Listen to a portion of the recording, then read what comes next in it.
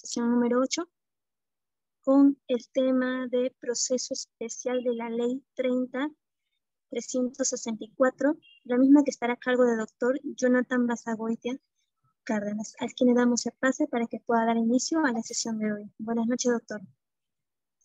Muchas gracias, Gilma. Muchas gracias, Henry, y a todos los que estén conectados de manera virtual. Buenas noches a todos.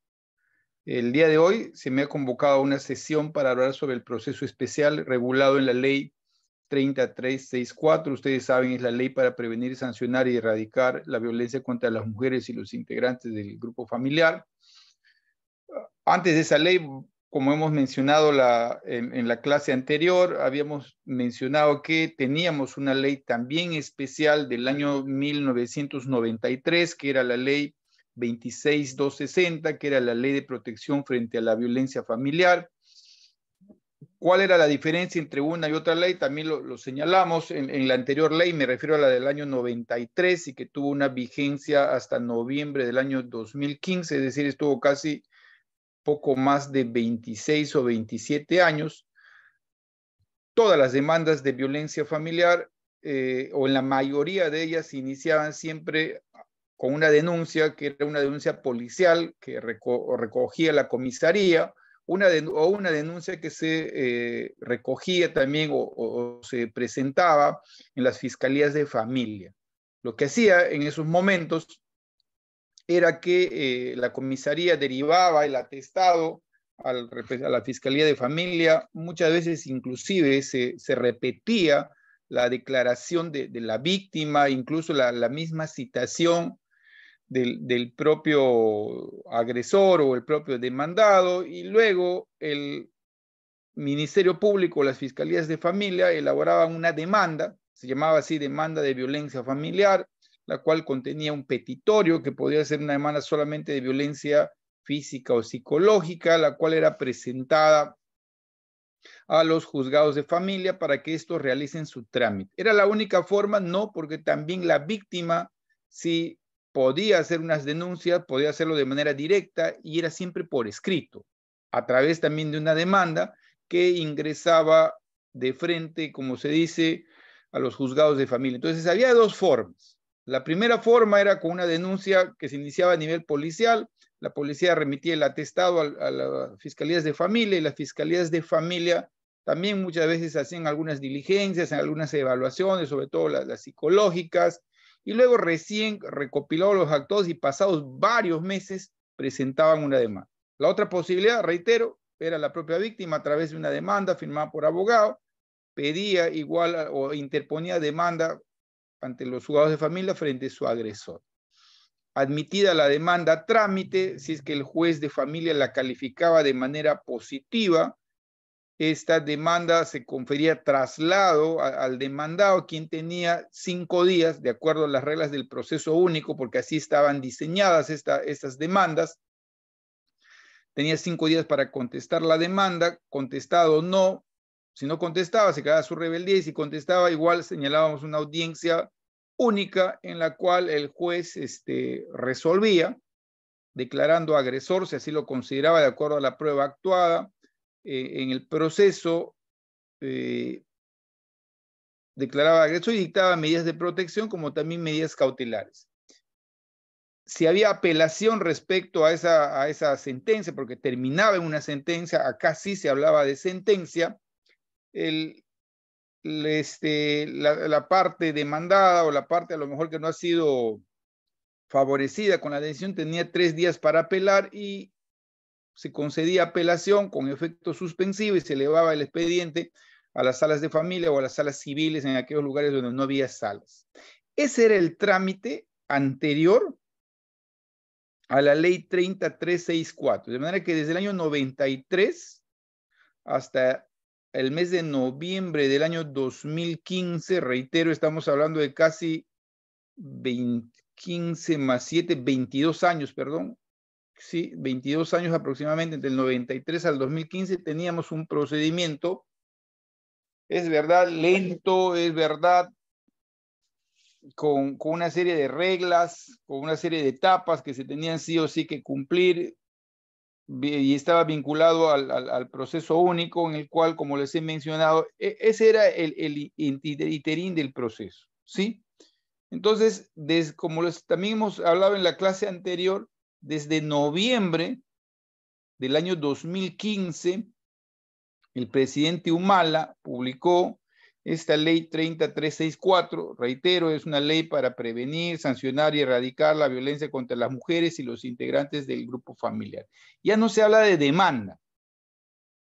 Acá cualquier persona, incluso la propia víctima, podía denunciar violencia familiar. Esta ley crea 4 formas de violencia. Hemos mencionado también las características de esta ley: la violencia física, psicológica, sexual, incluso la violencia económica.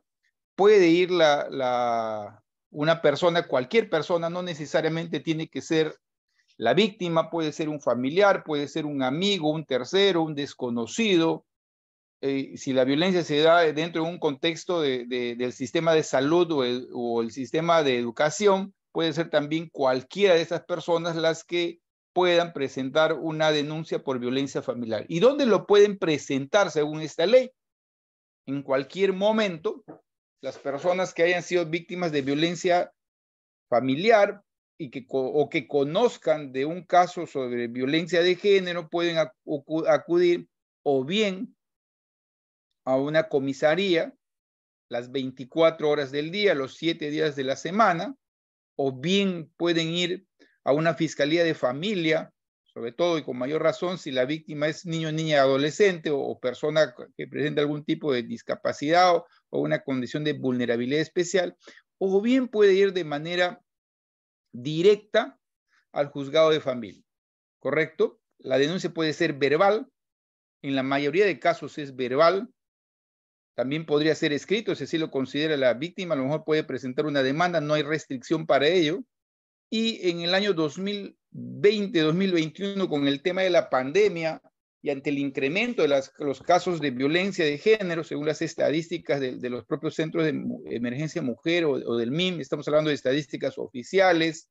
Recuerden ustedes que había dificultades para las víctimas para poder desplazarse o para cualquier persona desplazarse a una comisaría, o había algunas limitaciones en la atención en las comisarías o los propios juzgados propios de la pandemia y propios de la emergencia sanitaria. Se creó la posibilidad de que la denuncia, además de oral, pueda ser digital. Y ese era el procedimiento. Presentamos la denuncia.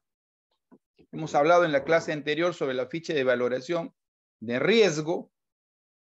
Las entidades que reciban la denuncia, llámese Poder Judicial, Fiscalía o Comisaría, están obligados a presentar lo actuado dentro de las 24 horas con la ficha de valoración de riesgo, las declaraciones, si fuese el caso. ¿Ante quién lo presenten? Siempre ante el juez de familia.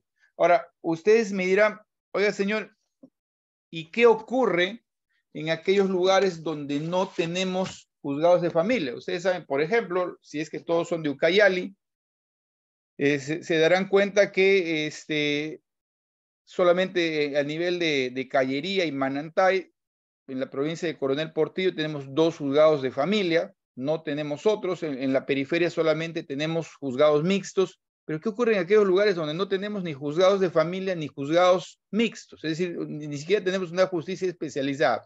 El diseño de la ley ha significado de que eso no sea una limitación de acceso a la justicia para aquellas personas que están en situación de vulnerabilidad al ser víctimas de violencia, para poder tener tutela por parte del Estado. Entonces, ¿a dónde pueden ir? Hoy, si hay un juzgado de paz letrado, este juzgado de paz letrado puede recepcionar las denuncias de violencia familiar. Claro que sí, el juez de paz letrado puede dictar medidas de protección también como medidas cautelares. ¿Y qué ocurre si no hay juzgados tampoco de paz letrado? Recuerden que la zona, por el tema geográfico o por el tema de las distancias, no tenemos en todos, les hablo por ejemplo de la región Ucayali, no tenemos la posibilidad de contar necesariamente con un juez especializado o un juez de paz letrado. Entonces la misma ley ha diseñado la posibilidad de que los jueces de paz puedan también ser aquellas instituciones del sistema de justicia que puedan recabar estas denuncias de aquellas personas que son víctimas de violencia de género. Entonces se ha generado un proceso especial.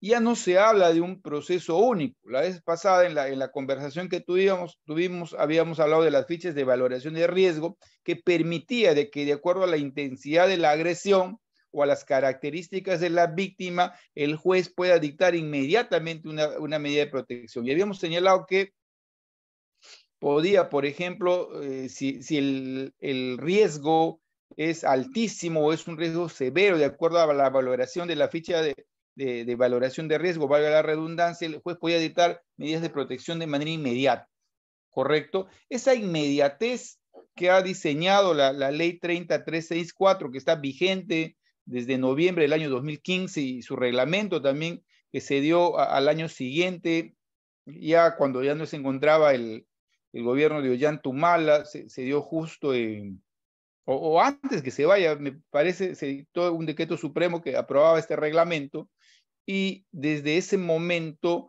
se encuentra el diseño para aquellas víctimas que son víctimas de violencia, para aquellas víctimas que son que han sufrido violencia de género.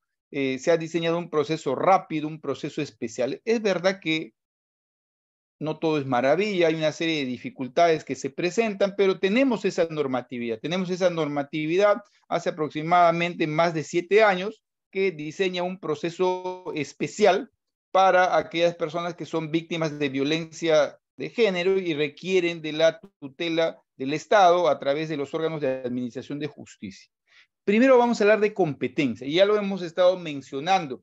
La norma señala una serie de juzgados competentes para poder atender este tipo de detenciones de aquellas personas que son víctimas de violencia de género. Y hemos hablado de que el primer órgano jurisdiccional competente son los juzgados de familia. En algunos lugares del país, permítanme hacer un paréntesis, tenemos juzgados con la subespecialidad en violencia contra la mujer y los integrantes del grupo familiar. En Ucayali, hace más de un año, tenemos un juzgado especializado que lamentablemente es transitorio y ojalá quisiéramos que sea permanente en la región, encargado de ver estos temas de violencia contra la mujer y los integrantes del grupo familiar. ¿Y a qué se debe eso? El artículo 14 del texto único ordenado de la ley 30364, concordante con los numerales, el artículo 7.1, los numerales 2 y 3 del reglamento, diseña este tipo de competencias de los juzgados especializados de familia. Y les decía hace un momento que en Ucayali, por ejemplo, solamente tenemos en todo el departamento de Ucayali o en toda la región Ucayali o en todo el distrito judicial de Ucayali solamente tenemos 2 juzgados de familia. Uno de esos juzgados, hasta hace 5 años atrás, era mi plaza de origen. Es mi plaza de origen. Son los únicos juzgados especializados de familia. Y desde el año pasado tenemos un juzgado transitorio, también en el mismo lugar donde funcionan estos juzgados, que ve exclusivamente temas de violencia. Pero no en todo, y eso solamente funciona para la provincia de Coronel Portillo, específicamente para los distritos de Cayerí y Manantay, en el caso de Ucayali, para los que son de la zona. Entonces, la misma ley, este mismo artículo 14 del texto único ordenado de la ley 30364 y en concordancia con el 7.1, establece la competencia también de los juzgados de paz letrado en aquellos lugares donde no existe un juez de familia. En Macicea, por ejemplo. Los que conocen el distrito de Macicea, está poco más de 1 hora, hora y media en bote por el río. Habrán podido advertir que ahí no tenemos juzgados de familia, pero sí tenemos juzgados de paz letrado. Sin embargo, a pesar de la distancia, es un lugar, digo, ciertamente privilegiado porque tiene un juzgado de paz letrado, pero en la mayor cantidad de lugares de la región o de nuestro país no tenemos un juzgado de paz letrado, pero sí tenemos jueces de paz, ¿sí? Jueces de paz que van a poder intervenir. La ley, esta ley 30364 les da competencia a ellos para que el ejercicio de sus atribuciones y facultades puedan atender estos casos y como tal también puedan dictar medidas de protección. ¿Qué otros casos hemos determinado en el tema de la competencia?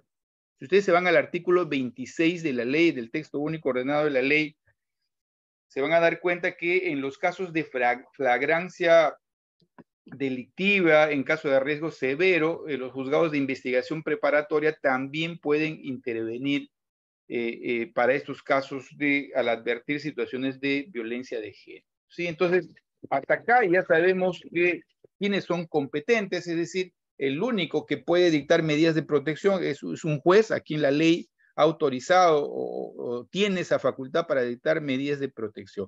¿Y cómo llego al juez? Si hemos dicho las formas de denuncia, hemos estado mencionando, puede ser escrita, ¿correcto?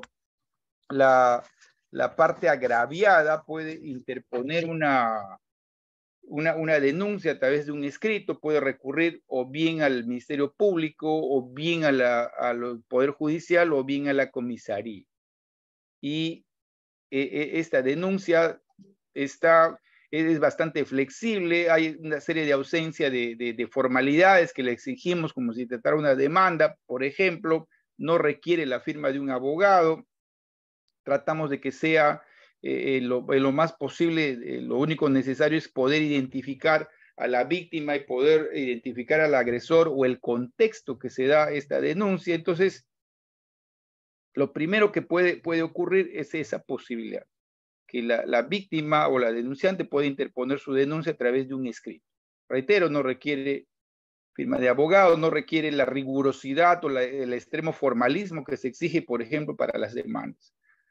La ley también ha diseñado la posibilidad, reitero, de que la víctima pueda acercarse o bien a una comisaría, o bien al Ministerio Público, o bien al Poder Judicial, reitero, las 24 horas del día, los 7 días de la semana. También se da la posibilidad para que se han diseñado canales virtuales para que podamos recepcionar las denuncias de manera directa de las víctimas, utilizando para ellos la tecnología. Existe una plataforma desde el año 2021, me parece, desde julio del 2021, para poder recepcionar las denuncias, y donde la persona que recepciona esa denuncia va a levantar el acta respectiva de la denuncia interpuesta.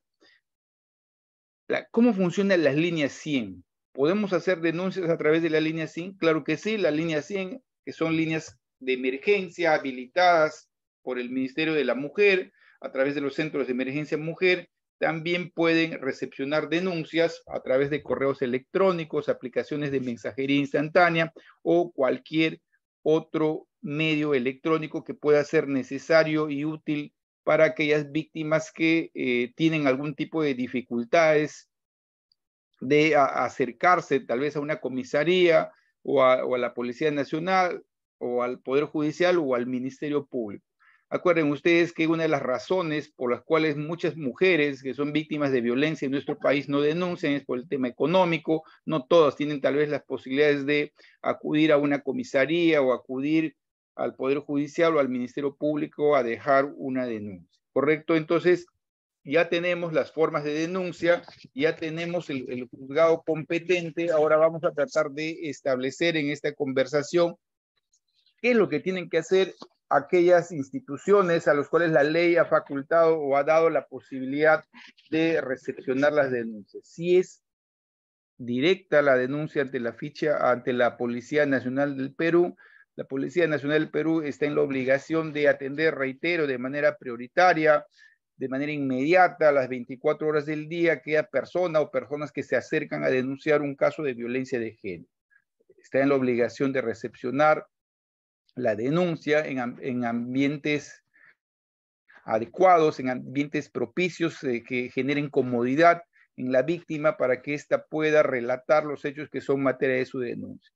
Hemos hablado en la clase anterior, en la ficha de valoración de riesgo, la necesidad de que los que trabajamos dentro del sistema de justicia, ya sea en la Policía Nacional, la Fiscalía o el Poder Judicial, podamos aplicar estas fichas de valoración de riesgo que nos van a poder advertir como instrumento la intensidad de la violencia que sufre una persona y le va a servir al juez no solamente como medio probatorio, sino va a ser muy necesario para que pueda dictar las medidas de protección que corresponda o las medidas cautelares. Entonces, si es ante la Policía Nacional está en la obligación de aplicar esta ficha de valoración de riesgo, levantar el informe policial y remitir todos los actuados, declaraciones, si es que hay alguna pericia o a lo mejor si es que hay algún certificado del médico legista, está en la obligación de remitir dentro de las 24 horas de conocida la denuncia al juzgado de familia y también a la Fiscalía Penal de turno. Ese es el trabajo de la policía. ¿Qué pasa con el Ministerio Público? Es decir, con aquellas denuncias que son recepcionadas por el Ministerio Público. El Ministerio Público, por mandato de la misma ley, está en la obligación de aplicar la ficha de valoración de riesgo, disponer las diligencias necesarias, los exámenes psicológicos o a lo mejor la valoración del médico legista, y también, al igual que la Policía Nacional, está en la obligación de remitir dentro del plazo de 24 horas todos los actuados al juzgado de familia. ¿Qué pasa con las fiscalías penales? Paralelamente, las fiscalías penales también deben continuar con el trámite correspondiente conforme a las competencias que ha diseñado la ley, ¿correcto? Entonces, ¿y el Poder Judicial cómo queda? El Poder Judicial está en la obligación de recepcionar las denuncias que hacen las personas víctimas de violencia o aquellas personas que tienen conocimiento de un acto de violencia. Sí, le hemos dicho, hace un momento hablábamos de los juzgados competentes, puede ser un juzgado de familia, puede ser un juzgado mixto, puede ser un juzgado de paz letrado o un juez de paz en aquellos lugares donde no existan los primeros. En todos los casos también el juzgado de familia o los juzgados que recepcionan las denuncias están obligados a llenar la ficha de valoración de riesgo, que va a servir no solamente para verificar la intensidad de la violencia, sino también en algunos casos ver la posibilidad de si citamos o no a una audiencia especial a efecto de determinar las medidas de protección a favor de aquella víctima que es víctima de violencia física, psicológica, sexual o económica. Y hasta acá, hubiese alguna pregunta, Gilma, cualquier persona puede con todo gusto interrumpir, si así lo considera, no tengo ningún inconveniente en que pueda hacer, sino seguimos. ¿Hay alguien que quiera hacer una pregunta en cuanto a esta primera parte que hemos visto, amigos? Me olvidaba... A ver, continúa nomás, sí, gracias. Me olvidaba de un detalle con relación a la antigua ley, la ley 26.260, acuérdense que es la ley de protección frente a la violencia familiar. En el trámite de estos procesos únicos se permitía la conciliación. Es decir, en la audiencia única, el juez de familia, imaginémonos así que se conocía el trámite de este proceso, invitaba a las partes a conciliar y celebraba una conciliación. Hoy no es posible sostener válidamente esa posibilidad porque no puede haber conciliación en temas de violencia. Hay una expresa prohibición a pretender conciliar o a pretender siquiera una sugerencia de los operadores de justicia en cuanto a que se celebre una conciliación entre víctima y agresor, de manera que con la nueva ley, en el sistema de protección que se tiene para aquellas personas que son víctimas de violencia, es imposible esa posibilidad, esa posibilidad de conciliar frente a cualquier forma de agresión. Con la antigua ley sí se podía hacer. Incluso el juez, yo todavía estando en los juzgados de familia con el trámite de la ley 26.260, algunas partes hasta venían con sus abogados y con una propuesta de conciliación en el cual había compromisos del agresor, que dicho sea de paso, o en la mayoría de casos no se cumplían o no los cumplían, se comprometían a no agredir, ¿correcto? Eso no ocurre. No ocurre en la legislación actual de la ley 30364, que ha diseñado, reiteramos, un proceso bastante célere, rápido, con todas las dificultades que pueda significar. No le voy a decir que necesariamente es toda una maravilla en cuanto a la aplicación de la norma. Definitivamente hay dificultades, pero algo que sí que quiera que lo tengamos muy presente. Solamente aproximadamente un 30% de los casos de violencia de género son los que se logran denunciar. Es decir, si son 10 casos de violencia, solamente 3 personas denuncian. ¿Correcto? Hay 7 que simplemente no denuncian, y no denuncian por razones diversas que deberían ser materia de preocupación en aquellas personas o en aquellas instituciones, no solamente del sistema de justicia, sino de otras instituciones que trabajan en esos temas de violencia de género, para saber por qué la gran cantidad de víctimas de violencia de género no denuncian a sus agresores. Hay razones y hay explicaciones diversas. Hemos estado mencionando también algunas. El tema de la dependencia económica en un país tan machista como el nuestro hace que muchas mujeres sean relegadas a espacios domésticos, de manera que no han podido empoderarse a nivel de sus familias, y siempre va a generar una dependencia económica que va a hacer que la mayor cantidad de mujeres que son víctimas de violencia no denuncien a sus agresores. Hay un tema también de dependencia emocional. No olvidemos que las víctimas de violencia de género son personas que están socavadas en lo que es su autoestima. Siempre las estamos juzgando de por qué no denuncian a su agresor, de por qué ha permitido, y desarrollamos una serie de prejuicios y estereotipos cuando empezamos a valorar o a culpar a las víctimas de violencia, y no mencionamos nada al agresor. El agresor más bien se empodera con este tipo de comentarios, porque siempre estamos responsabilizando a la víctima de lo que le pasa sin tener siquiera un poquito de empatía y ponernos en el lugar de ellos y saber las razones por las cuales no da ese gran paso de no seguir callando y poder denunciar a su agresor. Entonces tenemos dependencia económica, tenemos dependencia emocional, tenemos también desconocimiento de derechos. Muchas personas, muchas mujeres no saben a dónde recurrir. Muchas mujeres no saben que son sujetos de protección especial, y eso lo vamos a ver ahorita, porque así está diseñado en la ley 30364. Desconocen sus derechos, no saben a dónde recurrir. El sistema de justicia les pone una serie de trabas o dificultades que hacen que muchas mujeres no puedan o no quieren o declinen denunciar a sus agresores. Pero una de las razones principales por las cuales las mujeres no denuncian a sus agresores es porque tenemos desconfianza del sistema de justicia. Un sistema de justicia que, lejos de estar en la obligación de proteger a las víctimas de violencia de género, no lo hacen, y acá incluyo el Poder Judicial, incluyo a la Policía Nacional, incluyo al Ministerio Público, y eso lo digo de manera respetuosa. No es el ánimo exagerar en mi apreciación. Reitero, trabajo dentro del sistema de justicia, y una de las principales dificultades es desconfianza. Desconfiamos de un sistema de justicia que no solamente es lento, es muchas veces corrupto, es muchas veces insensible frente al dolor de las mujeres.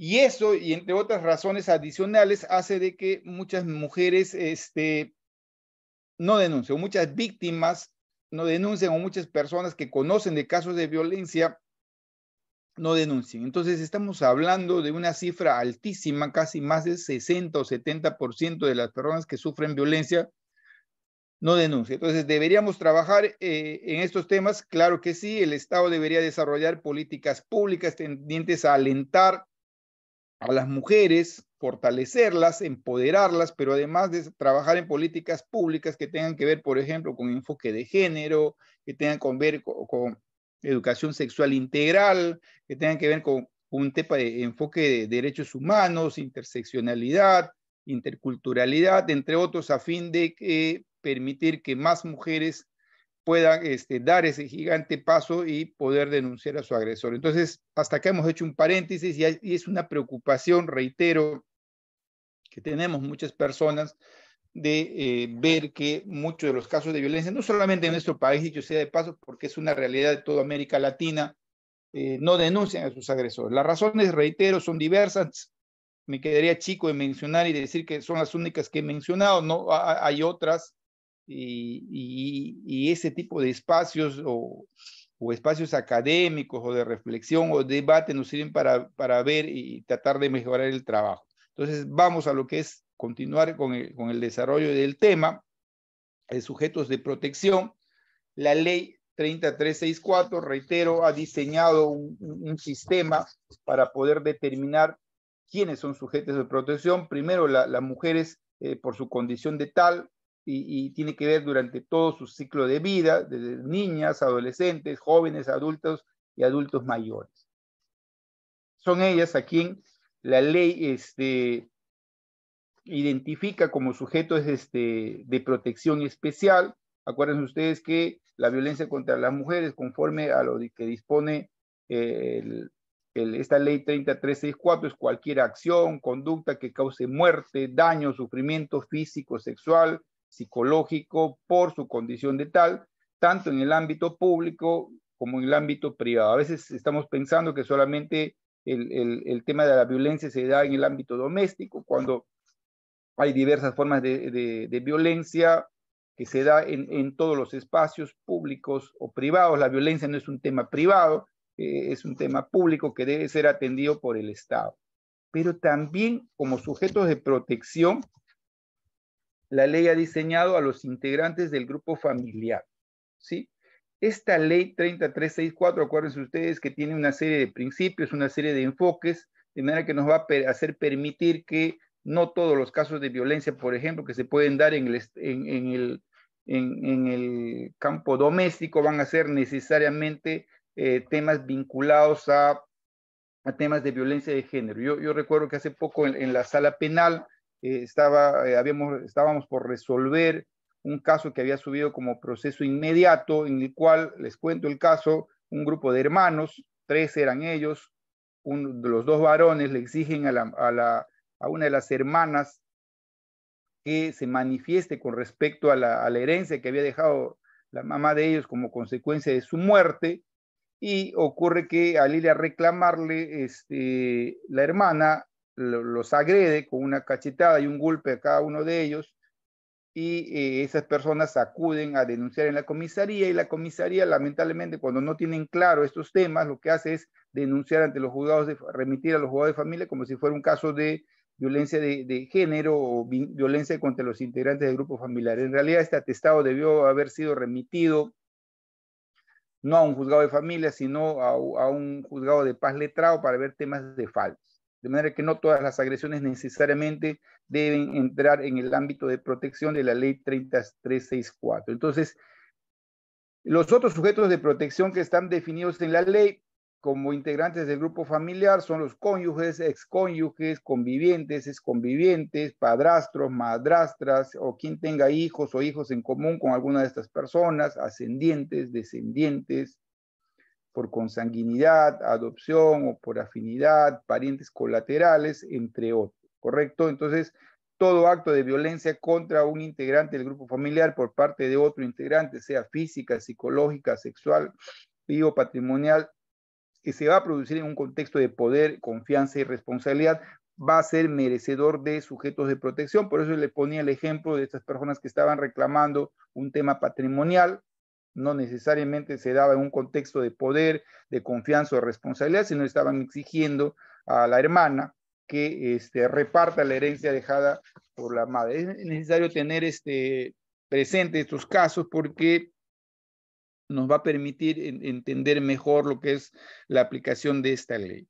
Entonces, para la audiencia y dictado de las medidas de protección, hemos mencionado en la clase anterior, muy importante, las fichas de valoración de riesgo que deben ser elaborados. Hemos manifestado, dicho énfasis, siempre por personas capacitadas. Jamás la víctima puede llenar estas fichas de valoración de riesgo. Quisiéramos que esté a lo mejor en el idioma materno de las personas que puedan ser víctimas de violencia y que no entiendan el castellano, o quisiéramos tener personas que conozcan el idioma materno de víctimas que a veces no hablan el castellano. De manera que es un trabajo a tener en cuenta más adelante para poder hacer y verificar que todas las personas sin ningún tipo de distinción puedan tener facilidades para acceder a la justicia. ¿Y qué hablábamos de la ficha de valoración de riesgo y como instrumento o medio de prueba?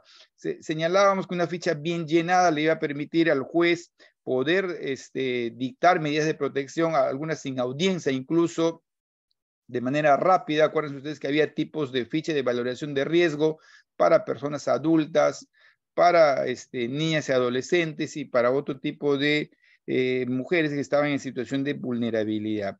Si es un caso, si de repente advierto de la puntuación otorgada en la ficha de valoración de riesgo y advierto que estamos ante una situación de riesgo leve o moderado, el juzgado de familia, en el plazo de 48 horas de que toma conocimiento de la denuncia, va a tener que evaluar el caso en audiencia y va a tener que emitir las medidas de protección o las medidas cautelares. Ahorita vamos a hablar de las medidas de protección, vamos a hablar también de si pueden ser apelables, cuáles son los efectos que se tienen que dar a estos medios impugnatorios, entre otras cosas. Si advertimos que es un caso de riesgo severo, el juzgado de familia en el plazo de 24 horas desde que toma conocimiento de la denuncia, reitero, va a evaluar el caso y va a resolver de manera inmediata lo referente a la emisión de las medidas de protección. ¿Qué ocurre si es un caso? Reitero, no todos llegan con las fichas de valoración de riesgo. ¿Qué ocurre si es un caso sin ficha de valoración? El plazo para que el juez de familia dicte las medidas de protección o medidas cautelares va a ser siempre de 72 horas.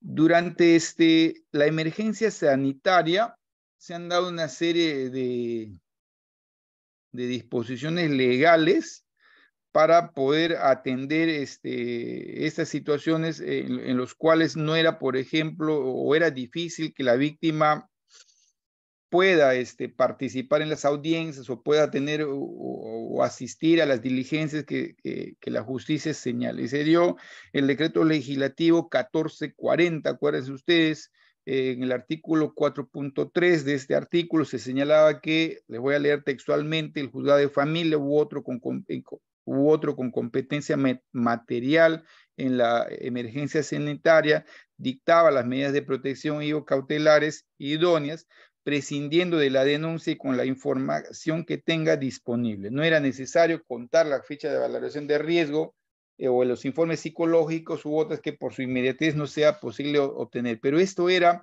una situación excepcional que se dio dentro de la pandemia, en la cual era difícil o poco probable pues que una persona se acerque a denunciar o una persona a lo mejor tenga este diálogo con el operador de justicia para el llenado de su ficha de valoración de riesgo. También se dio recuerden el decreto supremo 03-2023 sea salud, donde se ha prorrogado la emergencia sanitaria por un plazo de 90 días, que iba a ser con 10 calendarios contados desde febrero del año 2023. Con esto se prorrogaba la emergencia sanitaria por 90 días más. En esta prórroga de la emergencia sanitaria, los operadores de justicia debemos ser cuidadosos en cuanto al tratamiento que deberíamos dar a este tipo de denuncias. ¿Qué debe contener? Si ya juez de familia tengo a la vista los recaudos relativos a las denuncias presentadas por las víctimas u otro tipo de personas, ¿qué puedo hacer yo como juez? Definitivamente voy a tener que dictar medidas de protección, voy a tener que dictar medidas cautelares, incluso medidas cautelares que puede la víctima a lo mejor no me las haya solicitado o advierto yo que sean necesarias para, si es una medida cautelar, a lo mejor para resguardar la integridad de la familia, de los hijos, qué sé yo, a lo mejor voy a tener que reconocer tenencias, a lo mejor voy a tener que restringir o limitar régimen de visita, establecer necesariamente una pensión de alimentos, sobre todo si tenemos en cuenta que muchas de las víctimas dependen, como hemos mencionado, de sus agresores y no pueden estar juntos. Voy a dictar también medidas de protección también vinculadas a resguardar la integridad física, psicológica o sexual de aquella persona que es víctima de violencia. Voy a establecer limitaciones en la comunicación, voy a establecer prohibiciones de comunicación que tienen como fines de violencia, voy a disponer retiros si es que la víctima y agresor viven juntos, el retiro del hogar convivencial, conyugal, qué sé yo, o a lo mejor voy a disponer medidas de alejamiento o señalar un espacio de distancia en el cual el agresor no puede acercarse a la víctima, restringir comunicaciones con fines de violencia, entre otras cosas. Estas medidas de protección tienen que ser notificadas siempre tanto a la víctima de violencia como al emplazado, en este caso el agresor. Y la ley también ha desarrollado formas de notificación.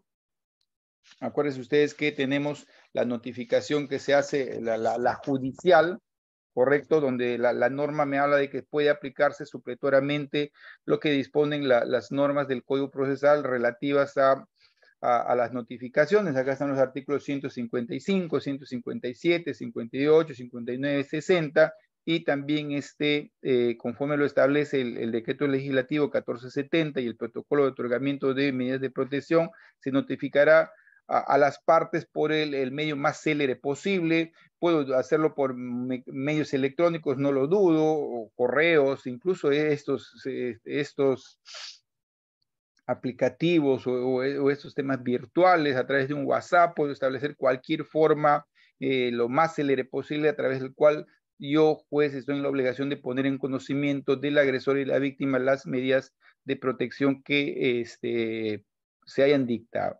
¿La Policía Nacional también puede realizar notificaciones? Claro que sí. Si la Policía Nacional pone en conocimiento del agresor o de la víctima la resolución que dicta la medida de protección, vamos a estar ante un acto procesal de convalidación, y así está establecido en el artículo 172 del Código Procesal Civil, que es de aplicación supletoria para estos casos. ¿Puedo interponer un medio impugnatorio frente a las medidas de protección que el juez ha dictado respecto de un caso de violencia? Claro que sí. Este medio impugnatorio es el recurso de apelación. La ley 3364 señala un plazo. Este plazo tiene que realizarse dentro de los 3 días si es que se ha dictado la medida de protección en audiencia. Tengo 3 días después de realizada la audiencia o dentro de los 3 días siguientes de la notificación. Ahí hay una modificación. La apelación se va, si estoy dictando una medida de protección a favor de la víctima, con la ley anterior que les mencionaba, por ejemplo, cuando se expedía sentencia y se dictaba medidas de protección, el concesorio de apelación era con efecto suspensivo, es decir, que no podíamos ejecutar las medidas de protección que ahí se dictaban con la antigua ley, y así elevábamos a la sala hasta que la sala en varios meses, incluso en más tiempo, se pronuncie sobre esos casos. En la actualidad, no. La apelación se va a conceder sin efecto suspensivo, en un plazo máximo de 3 días de la presentación del recurso, lo que quiere decir que si yo soy un agresor y las medidas de protección me van a ser desfavorables, así apele, voy a tener que cumplir, ¿correcto? Entonces, acá lo que vamos a hacer, en la medida que ha sido concedida sin efecto suspensivo, vamos a formar un cuaderno de apelación, y un plazo no mayor de 3 días voy a tener que elevar de acuerdo a la intensidad, si es un tema de riesgo leve o moderado, y un plazo no mayor de un día si estamos ante un caso de riesgo severo. Repito, elevamos el cuaderno si es riesgo severo de manera inmediata, en las 24 horas. Si es un tema de riesgo leve o moderado, voy a tener un plazo de 3 días para elevar a la instancia superior, en este caso una sala de familia o una sala civil, si es que la hubiese, ¿no? Recepcionado el expediente por parte de la sala de familia o sala civil en aquellos lugares como en Ucayali, por ejemplo, que no tenemos una sala especializada de familia, vamos a tener que remitir ese cuadernillo de apelación al fiscal superior de familia para que emita su dictamen. La ley me habla de un plazo, este plazo es de 5 días, y está la Fiscalía Superior en la obligación de emitir este dictamen y devolverlo de manera inmediata a la sala que conoce el caso para que ésta pueda señalar la vista de la causa en un plazo extremadamente breve, que es un plazo de 3 días de recibido el cuaderno de apelación que viene de la Fiscalía Superior, y vencido este plazo simplemente vamos a comunicar a las partes que los autos se encuentran expeditos para ser resueltos, los que van a ser resueltos dentro de los 3 días siguientes de la fecha de la vista de la causa. De manera que hay un plazo breve para que las salas superiores puedan resolver los casos de apelación que conocen como dentro de sus competencias. Ustedes preguntarán, ¿remitimos también el expediente judicial a la Fiscalía Penal de turno? Sí, vamos a tener que remitir copias del expediente a la Fiscalía Penal de turno a fin de que esta Fiscalía pueda tomar conocimiento de estas pretensiones de las mujeres que son víctimas de violencia, y seguramente en su momento de advertir la comisión de delitos seguramente van a incoar un proceso inmediato ante el juez de la investigación preparatoria para tratar de abreviar este tipo de procesos. Acuerden ustedes que de acuerdo al Código Procesal Penal es posible la incoación al proceso inmediato como proceso especial para este tipo de casos, ¿correcto? ¿Qué ocurre si, ustedes me podrían preguntar, qué ocurre si el agresor o agresora es un niño, niña o adolescente? ¿A dónde vamos a remitir ese expediente? Vamos a remitir al juzgado de familia del turno para que le dé el trámite correspondiente. Este es el trámite que regula la ley 30364. Reiteramos, es una ley que busca que los procesos de violencia de género que se siguen en nuestro país sean procesos más céleres, donde el juez tenga la posibilidad de dictar de manera inmediata las medidas de protección y las medidas cautelares a favor de las víctimas que son víctimas de violencia de género. Hay un reconocimiento de derechos de las víctimas de violencias. Hemos mencionado que el juez o los operadores de justicia debemos tener en cuenta, o muy en cuenta, los enfoques o los principios que están previstos en los artículos iniciales o en el título preliminar de esta ley 30364. Ese es el trámite, amigos, que los he dicho de manera muy rápida. Probablemente me olvidaba de algo. El Poder Judicial está promocionando dentro de las medidas de protección en algunos lugares el botón de pánico. Acuérdense ustedes que el botón de pánico también está considerado dentro de las medidas de protección. Es un sistema de alerta que se instala en los teléfonos celulares de las víctimas. Solamente puede ser instalado previo mandato judicial, en este caso como consecuencia de una medida de protección. Sin embargo, hemos tenido o tenemos una serie de dificultades. Hace poco una persona que es víctima de violencia me dijo que el juez de familia le ordenó para que acuda al local de la sede judicial de esta corte que está acá en Ucayali con Sucre. Fue efectivamente a la oficina de sistemas, le instalaron el botón de pánico, se fue a su casa contenta porque pensaba que de esa manera su expareja o el padre de sus hijos no se iba a acercar, o a lo mejor usar como pretexto el tema de los hijos para acercarse. Sin embargo, se acercó con fines de agresión física, incluso psicológica, y activó el botón de pánico, y nunca se apareció ni la autoridad policial ni el serenazgo para que pueda ser auxiliada y poner al agresor a buen recaudo y proteger a la víctima. Entonces hay una preocupación porque algo debe haber fallado con este botón de pánico. Siempre estamos alentando a que en la mayoría de casos se instale, sea riesgo leve, moderado, severo, se instale siempre el botón de pánico en los teléfonos de las víctimas. Dificultades también hemos tenido, no todas las víctimas tienen un teléfono celular.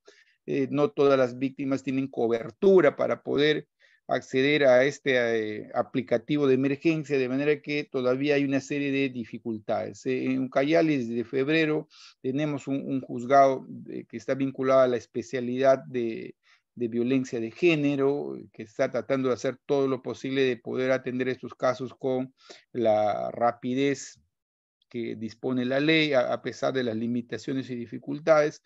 Pero ahí estamos, tratando siempre de mejorar Y con ello, no sé si mi intervención ha satisfecho la conversación del día de hoy. Si hubiera alguna pregunta, compañeros, estoy expedito para poder responder alguna inquietud que ustedes tengan.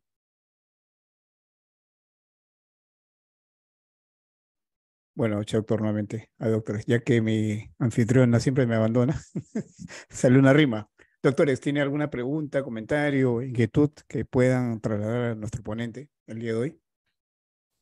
Doctor, buenas noches. Buenas noches, doctor Brian, bienvenido. Hola, doctor Brian. ¿Cómo Que no está? sea una pregunta difícil, doctor Brian. No, una pregunta fácil, doctor. Doctor, una pregunta. ¿Cómo solicitaríamos el levantamiento? ¿Cuáles son las formas para solicitar el levantamiento de una medida de protección? A ver, las medidas de protección. Sí, A ver, apagamos un micrófono, doctor Brian. En principio, las medidas de protección no son medidas eternas. Lo ideal sería que no solamente tengan un plazo, sino que además el juez pueda verificar su cumplimiento. A veces se abusa de las medidas de protección porque no tienen un límite o en la resolución no se señala un límite, de manera que deberíamos exigir al juez un plazo de duración. Es verdad que es un plazo de duración que está supeditado al cumplimiento. Imaginémonos que pongo 6 meses, pero además dentro de ese plazo de duración de la medida de protección, digamos, por ejemplo, no acercamiento, voy a dictar otras, como por ejemplo una terapia psicológica a favor de la víctima, incluso desde el propio agresor. Entonces, a veces los jueces no solamente nos olvidamos, sino minimizamos la importancia que pueda tener estas medidas de protección en cuanto a su duración. Yo consideraría, doctor, que exigiríamos al juez que ponga un plazo. No son eternas, igual que las medidas cautelares. Siempre en las medidas cautelares deberíamos recomendar a aquella víctima, a aquella persona a quien hemos conseguido una medida cautelar que trate de formalizar una demanda o una pretensión principal ante el juzgado de familia. Si de repente le he otorgado una tenencia provisional o un régimen de visitas, lo ideal sería que esto sea discutible en un proceso principal y le debería conceder un plazo para que pueda ser así formulado. Igual en el tema de las medidas de protección, siempre deberían tener un plazo de duración que está, es verdad, supeditado también al cumplimiento por parte del emplazado, el agresor, de ciertas condiciones o ciertas reglas que el juez fija en su resolución. Además está decirles también de que si advertimos que el agresor continúa agrediendo física, psicológico, sexualmente a la víctima, no se requiere una nueva denuncia. La víctima o su abogado pueden acudir al mismo juzgado para que pueda variar estas medidas de protección, haciéndolas probablemente muchísimo más intensas, independientemente de el tema penal, es decir, el delito que pueda ser o el caso que pueda ser procesado el agresor por ser renuente al cumplimiento del mandato judicial. Entonces, a lo que me decía el doctor Brian Robles, tengo que exigir al juez, doctor, que estas medidas de protección en lo posible tengan un plazo o que se pronuncie con respecto al plazo de duración.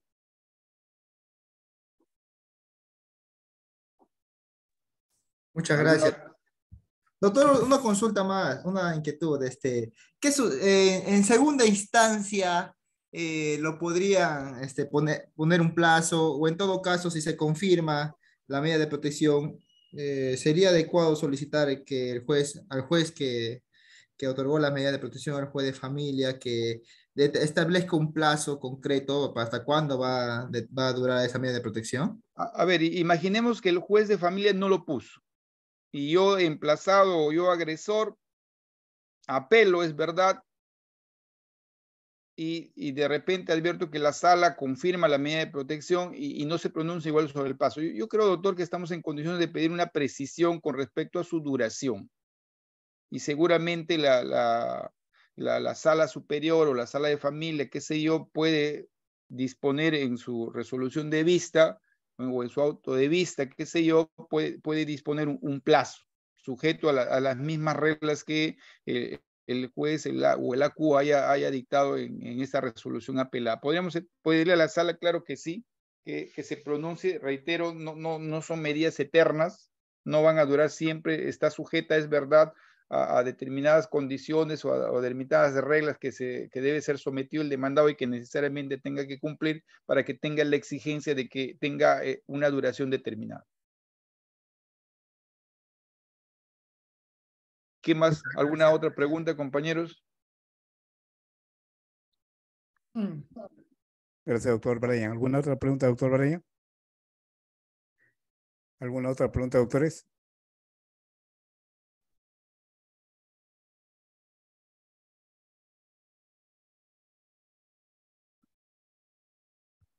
Creo que no hay preguntas. Tenemos Sí, cuántos parece, doctor. participantes. Bueno, si quiere conveniente, algunas precisiones para poder culminar la sesión de hoy, doctor Jonathan. Gracias. Sí, yo quiero agradecer, Henry, agradecer a todo tu equipo y a todas aquellas personas que se toman un tiempito en invertir para poder capacitarse y para poder sobre todo mejorar el trabajo y sobre todo reducir esas cifras que preocupan, ¿no? O sea, más allá de cualquier consideración, nuestro país sigue siendo un país riesgoso para muchas mujeres, es peligroso. No nos gusta a veces que hablemos que somos un país de agresores o un país donde las mujeres están expuestas a muchísimos peligros, un Estado que es muchas veces indolente o insensible al problema de las mujeres. Entonces, este tipo de capacitaciones o conversatorios sirven como espacios de reflexión para ver cómo podemos mejorar el trabajo para no solamente reducir esas cifras, sino también de ser una herramienta o un instrumento que pueda servir para mejorar nuestra sociedad, nuestra comunidad y propiciar un clima de paz. Si no hubiese ninguna pregunta, compañeros, yo les agradezco, reitero mi agradecimiento a Inlades, a Henry, a su equipo y sobre todo a ustedes que casi nos hemos tenido que soportar una hora en una conversación que quisiéramos que sea en otros momentos más breve. Muchas gracias, buenas noches a todos y todas. Muchísimas gracias. Muchas gracias una vez más, doctor Jonathan. Doctores, muchas gracias por su participación en esta sesión y nos vemos el próximo viernes. Gracias y doy por culminar la sesión de hoy. Buenas noches con todos. Gracias, buenas noches.